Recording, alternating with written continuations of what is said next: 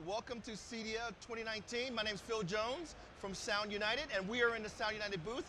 And we're talking about something that is important for you as an installer, HDMI.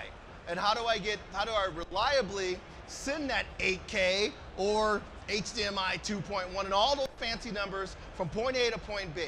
And joining me on the stage today is Matt Murray from AV Pro Edge, Chief Technology Officer, the big brain, and he brings big fancy test equipment, and we'll talk about that. And also my buddy, Brent McCall. How you doing? Think I'm talkative? Wait till you meet this man right here. And Brent is in product development.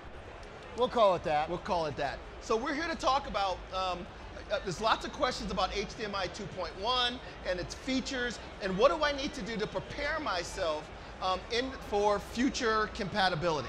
So make sure that when I do an install today, I don't burn myself in the future. So the first thing people ask about a lot is HDMI 2.1. So Matt, why don't you explain what are some of the benefits of that? So I guess, I always will start by talking about HDR because when we went from 1.4 to 2.0, all of a sudden we could support HDR, which was a whole new type of content that we'd never seen before. The whole system changed how we were making content. It was more relative to how we saw things in real life, more lifelike, much better experience on that imaging device. So that was really, really great advancements in 2.0. Now with 2.1, it's basically taking it all to the next level. So you're gonna get things like higher frame rates, which that's been something that especially gaming community has been asking for a long time. Sports community has been asking for it for a long time. That's coming out. 8K, obviously higher resolution. But one of the most exciting things I think from my perspective, because I'm a big video junkie, I love good quality video and good quality HDR, is being able to see the uncompressed chroma when you're dealing with deep color and high resolution, high frame rate signals. So you're going to see much better image out there. So higher resolution, higher frame rate, more color, more rich, more lifelike. Now, Brent, is copper dead because of all this stuff that's coming down the pipeline? Before I get to that, I want to address something because he brings this up. To me, the biggest change is the ability to go dynamic. So instead of looking at a single HDR setting for the entire panel, now we can get down to very small sections of the TV. So you can have very bright, very dark all over the panel now, so it becomes even more 3D-like. It is amazing what's happening. To the copper, strangely enough, that's just what we talked about at our presentation. No, it is not. Yes. Now the big thing about it is when we talk about more frame rate and we talk about more resolution, there's only certain things that make a file bigger. Richer color does not make your file bigger. I mean, like a bigger color palette, like you guys hear about, Rec 2020 and all that stuff, that does not make your file bigger or does not make the data bigger. If you add more frames, you add more resolution, or you add more color information, they call it bit depth. That raises the size of the file. And what ends up happening as the data gets bigger, the copper, the effectiveness, the effective length of the copper gets smaller, shorter and shorter and shorter. Absolutely. The original thought was at 2.1, we're probably looking at 2 to 3 meters of copper.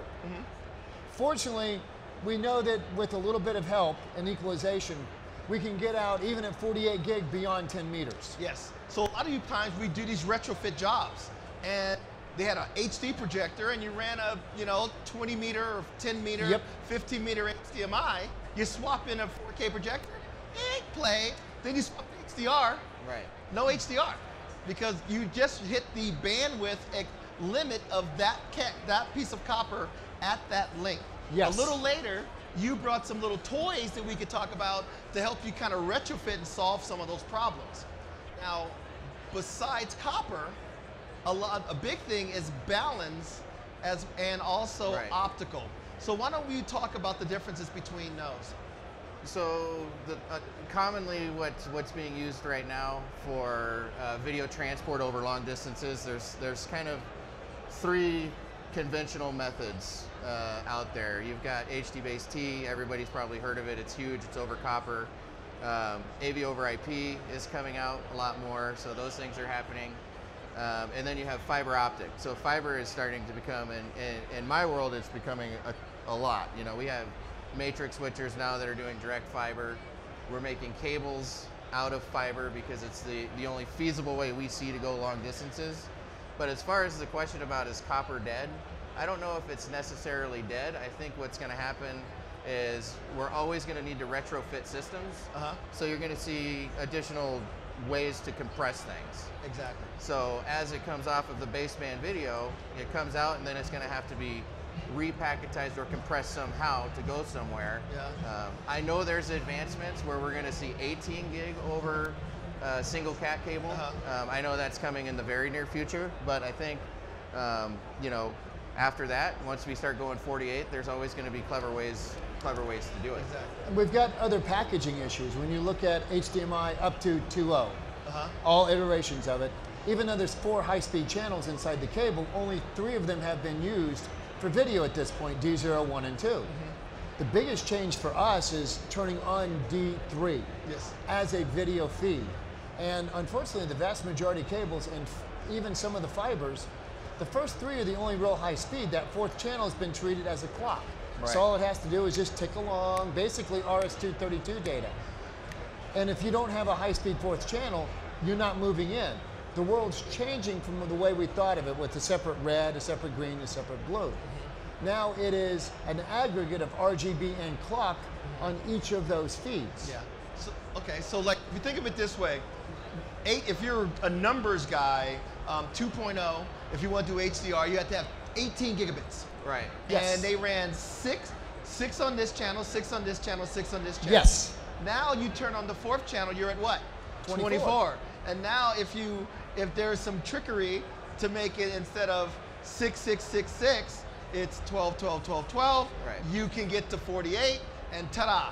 Well, so, it's a good point you bring that up, because inherently, you know, I've been telling people this for a long time. If you have a well-made 18 gig cable, you've got a 24 gig cable. Right out of the gate, assuming that 4th channel is the equivalent of D0, 1, and 2.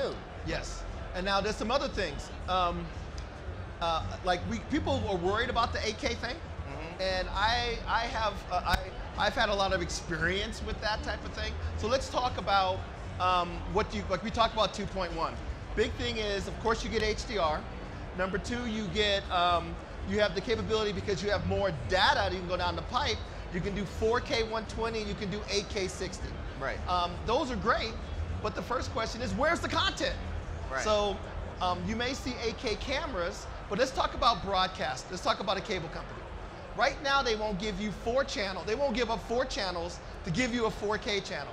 They're not going to give up 16 channels to give you an 8K channel. It's not a good business model. The next thing is the studios have 8K cameras, but the distribution in the movie theaters is 4K. So what's the motivation for a movie company to make that if I can't distribute that movie in the theater? What's the motivation of a TV company or TV station to make it, ABC, NBC, CBS, if the cable company will not provide that resolution? So a lot of times, what will probably happen is you will eventually start seeing 8K, but the first thing is going to be video games. Video games, yeah. So if your client is not a hardcore video game player with a gaming system the size of a small refrigerator, he's probably not going to be for a while. The 8K thing is kind of something of a peace of mind. I think what they'll do is they'll capture the content in 8K, high frame rate, higher than 8K probably, and then what they'll do in post-production is, they'll water it down to 4K for now. Yes. And then have the content for later releasing it, re-releasing it. That's exactly what they're using the cameras for. Buy once, cry once. I shoot it in 8K, I back it up. I produce in 4K, or I produce in HD. I can go back to it, because once it's shot, you can't go back and reshoot it. Now, eventually, you may start to see the quickest way for a TV manufacturer to do it would be to make a streaming service. Right. Many of you guys think eARC is the devil. ARC is the devil.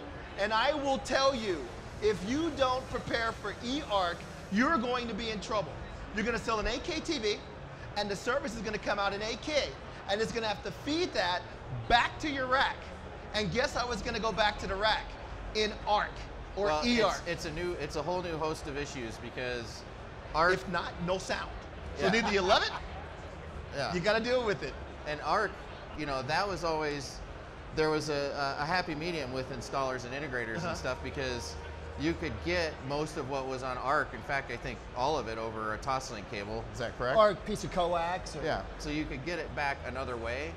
Now with eARC, it's customers, consumers are demanding Atmos, they're demanding DTS:X, they're demanding Dolby MAT, they're demanding these things, and they paid money for it. So, you know, we do have to figure out ways to give it to them. And eARC is an efficient method. I mean, there's devices out there right now today that their input is accepting only ARC, and new iterations are going to accept eARC only. So yeah, many sound bars only are operated and controlled by an eARC type thing. First thing we want to stress, and there's very few TVs that will pass around through an optical cable. So if you choose an optical cable to send the data from that TV to that receiver, you're going to get stereo, period. If you want multi-channel, Atmos, DTS:X, IMAX Enhanced, all that stuff, you have to use ARC to get the signal from the TV's internal to your rack. If you want to do eARC, eARC gives you uncompressed audio, the same quality as a 4K Blu-ray. right. So someone goes out and buys a $15,000 or $20,000 8K TV, and he's watching his 8K content, and it's encoded in Atmos and uncompressed Atmos, and you say, no, you get stereo? That's not gonna work very well. The manufacturers, we can detach eARC and ARC from CEC. So all you have to do is take the audio portion of that. So you'll notice that because you can detach it from the control, you can utilize that ARC for that sound going back. You don't have to use it now, because right now all the equipment is in the rack, and you're just sending video to the TV. But eventually there's gonna be some sources in that TV that you're gonna have to send back to that rack. And if you don't prepare for that, the customer is gonna be mad. Well, and the CEC thing's very critical, because under 2.1, the rules for CEC are gonna change, and you're gonna actually start seeing some CEC info dumped on top of the video feeds. So you have got to be able to detach it for the audio for that eARC to work correctly. Yes. And assuming that your AVR, and I'm assuming because you are saying this, yours does this, you can handle that, because CEC is getting much more complex, because under the rules of 2.1, there's a whole lot more stuff getting asked and answered than there was in the old days. It's becoming very complex on that channel, and they've overloaded it already. Okay, so here's a couple things. The first thing is, if you buy a TV and you buy an AVR, make sure that it's eARC compatible. Because even if a game system comes out, Sony's working on one, Xbox working on one, they plug the game system directly into the TV, and they send that one signal from the game system back to the sound system via eARC, and you leave all the rest of the stuff in the rack. The TV that you sold them, the AVR that you sold them, will live on. The next thing is eARC, and besides resolution, there's some convenience features. eARC, which is audio return channel, enhanced uncompressed audio, and there's also things such as auto low latency mode. Gamers like to play their video games, and when the PlayStation or the Xbox says I'm on and I'm a video game, the receiver will turn off its video processing to reduce the game lag, and the TV will turn off its processing to reduce the game lag. It's a convenience feature. It's also, doesn't the latency continue to go down as you go up in frame rate? Exactly. So what you end up with is there's certain parts of 2.1, there's features that you have to be 2.1, but it does not mean that a 2.0B device cannot do it. So that's why you're seeing eARC on receivers that we've had for like a couple of years, and then also auto low latency, which we've had on our receivers capabilities for more than a couple of years. So a lot of those convenient features the customer can take advantage of now, but and most of the time, if there's going to be an 8K source, it's going to be in the TV, and you can still take it down the line. And right now, the big when you're looking at the changes, there's very few 2.1 chipsets out there. So it's not like you're going to go out and buy very few. There's well, there's a couple of manufacturers shipping 1 or 2 models that do have 2.1 chips in them. But when you look at all of what's going on here, even with 2.1 at 48, we're not where people think they're going to be. Yeah. They're thinking 8K, 120, and 16-bit color and all these things. All of this is a smorgasbord. You can get a little of this, you can get a little of that, but if you get this and that, you're not going to get that. So you have to balance out the feature sets that you want. So you're not going to get 8K 120, but you can get 4K 120. And you can get maybe 12-bit color, and you can get maybe some other things, but it's all a balance. And Exactly. 48 doesn't solve that. Everything. We need to go to 96. Yeah. We have a customer that is this wants the ultimate peace of mind. You know, Denon has the X8500, Marantz has the AV8805, where we said that and once the chipsets and all that stuff has been finalized, you'll be able to, the client will be able to take that piece and for a fee, once we determine what it is, send it to our facility in upstate New York, and they can go in and they'll do a board swap, and now you get the full 2.1, 48 gigabit number switching and stuff. But right now, all of our receivers support eARC, and you can connect it to you'll be prepared for the future. Yeah, now, speaking of eARC, I want to get Yes. back to the cables. One of the reasons why copper is not dead is copper passes eARC. Yes, it does. There is no wireless HDMI distribution system that passes eARC.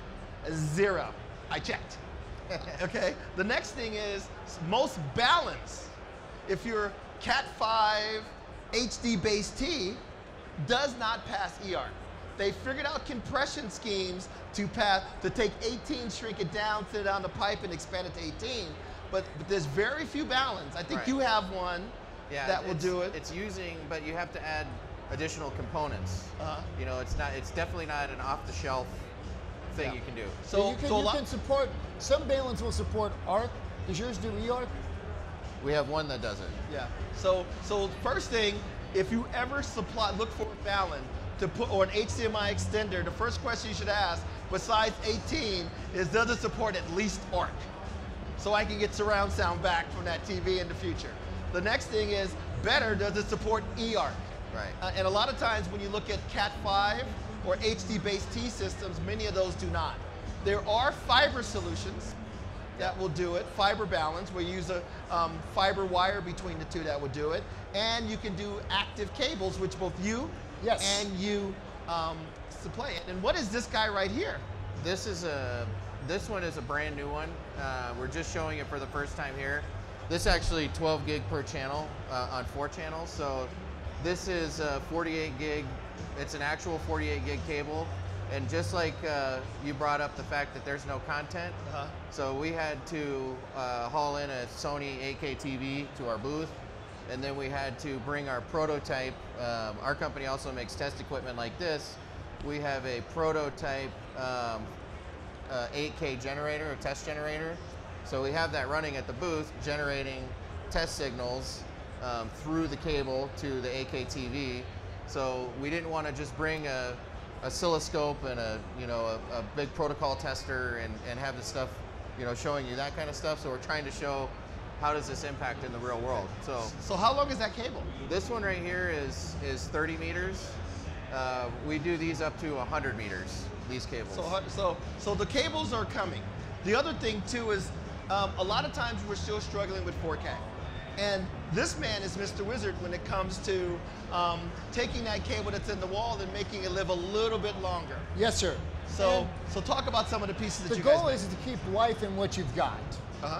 Plain and simply, not everybody's in a position to rip the walls and the ceiling apart to replace the cables. Well, one thing, sorry to cut you off, but I forgot to mention this has fiber, the field terminatable fiber inside. Okay, so you can cut it. It's clear line stuff, just like he's saying. You can take this when this gets old, because the ultimate last job of every cable, if you've wired it through conduit, is to pull the next cable through. Yeah. So this cable, if you staple it to the wall or whatever you're going to do, you can cut the end off. You have 4 pieces of fiber. By the way, don't staple your fiber cable to the wall. Yeah. Just saying. Okay. So let's talk about some of these little toys. So the first one I like is and people ask me all the time. And the reason why I brought you guys here, by the way, is whenever the picture doesn't work, they blame the black box, the big black box, the most expensive black box.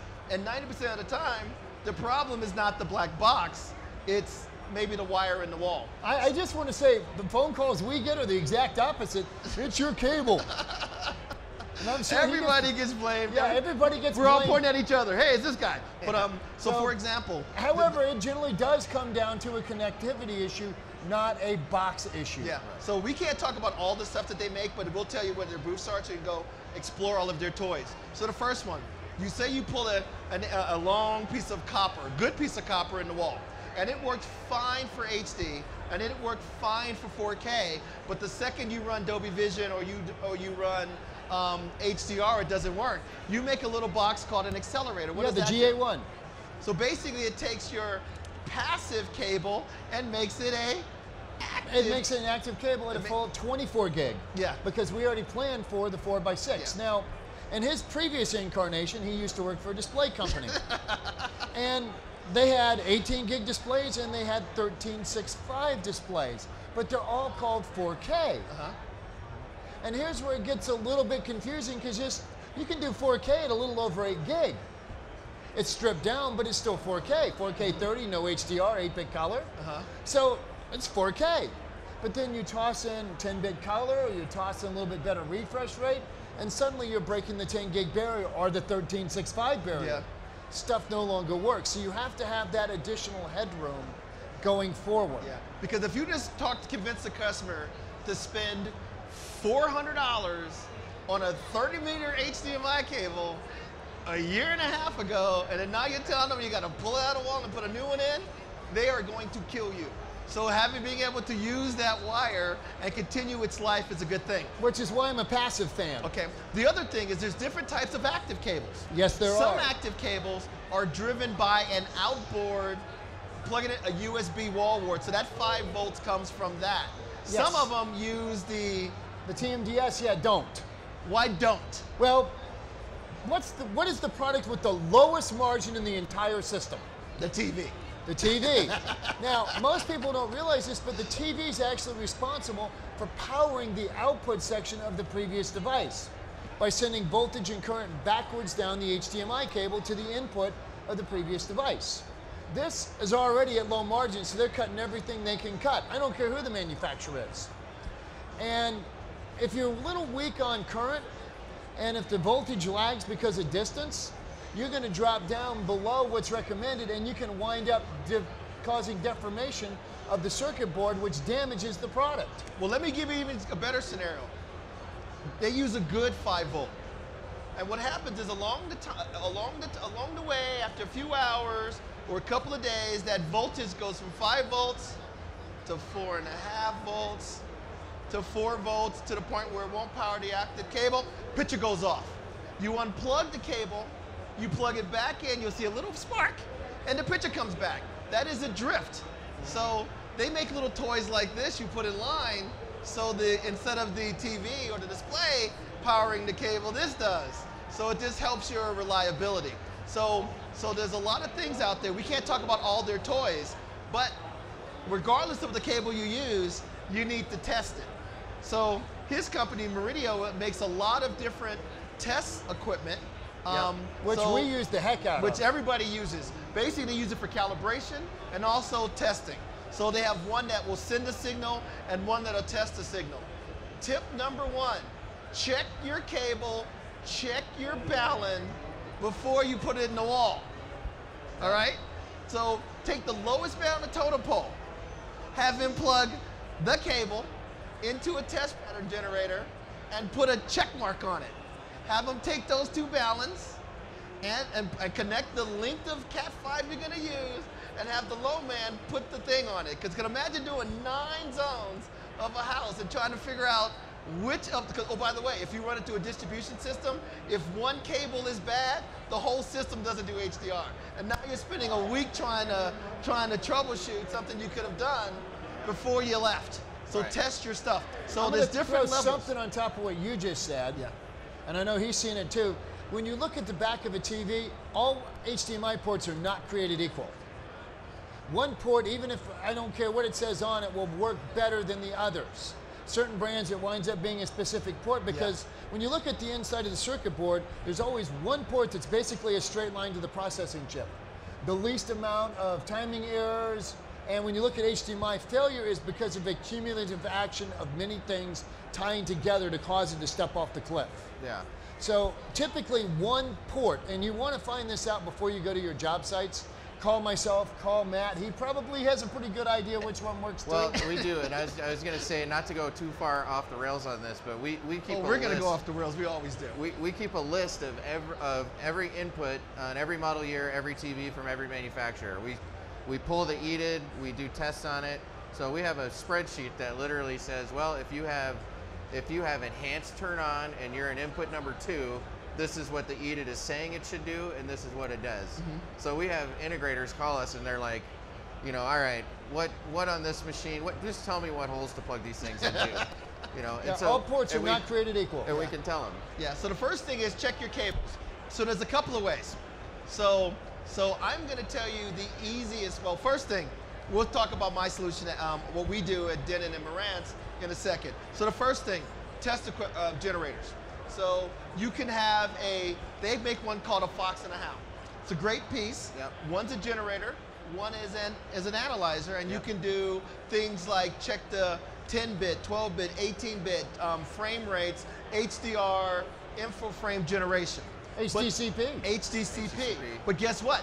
Now because of 2.1, you're going to need more stuff. So they used to have a system called the 6Gs. The 6Gs, those are still, that's the HDMI 2.01 by far The leader. the most popular one, because that's going in through manufacturers and stuff, as well as integrators and things. So that one's out there. How much does that one cost? Those are, I think, $3,500 for the generator and the analyzer. for the pair. For the pair.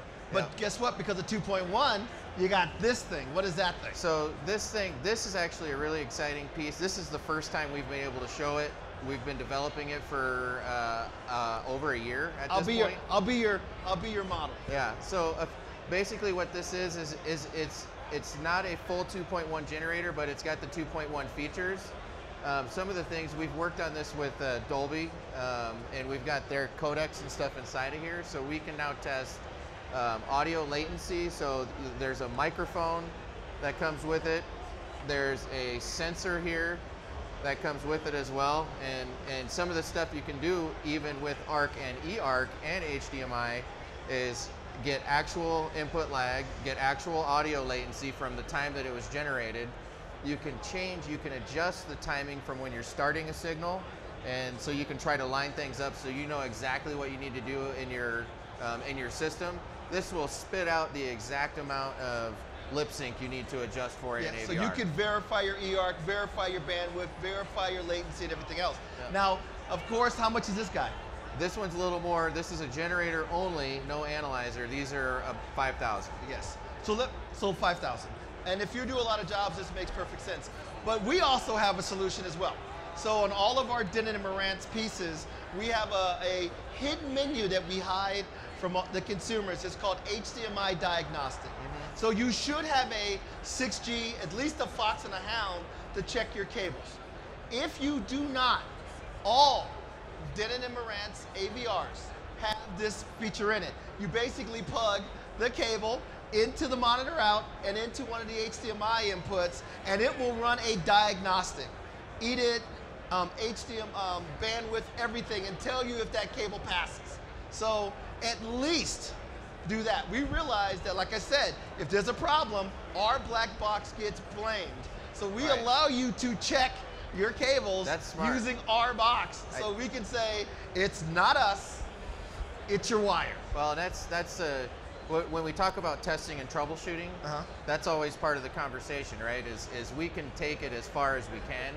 There's no, none of the tools can take you and say, okay, now your problem's fixed all of a sudden. What it does do is it's like a detective having a magnifying glass. It gets you to where, okay, this is my problem component. Now, oftentimes it may be firmware, sometimes it may be some hardware change, sometimes it's not supported. You may need to call your manufacturer, but just like putting tools inside your stuff so that the integrator can figure that out without having to go and get test tools maybe necessarily. Because not everybody can afford, or not, you can't give everybody on your team you may have one or two Right. Fox and Hounds, but it's nice to know that whenever you're doing an install, the junior guys should use the receiver to test all the cables. That's the stuff you guys got to advertise. Yeah, I That's- know. We need to. That's why we're doing this. But anyway, Now- so a couple of things. Copper's not dead. Copper's not dead, but It has a benefit of doing I'm art. going to cover you on tech Yeah, support okay. here for a second. Because a lot of times what happens is by the time we get the call and Matt gets the same thing, these guys are so frustrated. Oh, they're just trying to get out the door. Though Tom's back there, he's one of our support guys. I can't imagine.